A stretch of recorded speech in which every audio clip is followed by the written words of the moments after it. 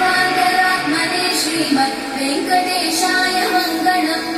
स्वतः सर्वविदे सर्वशक्तये सर्वशेषिणे सुलभाय सुशीलाय वेङ्कटेशाय मङ्गलम्।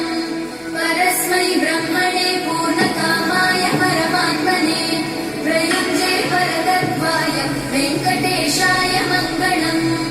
आकालतत्त्वमशान्तमात्मनामनुपश्यता अतृप्त्यमृतरूपाय वेङ्कटेशाय मङ्गलम्।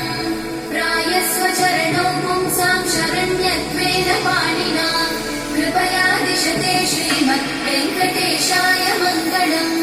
दयामृततरङ्गिन्यास्तरङ्गैरिव शीतलैः अपाङ्गैः सिञ्चते विश्वं वेङ्कटेशाय मङ्गलम्। सर्वभूषाम्बरहेतीनां सुषमावहमूर्तये सर्वाद्रिशमनायास्तु वेङ्कटेशाय मङ्गलम्। श्रीवैकुण्ठविरक्ताय स्वामि पुष्करिणीतटे प्रमयारममाणाय वेङ्कटेशाय मङ्गलम्। श्रीमत्सुन्दर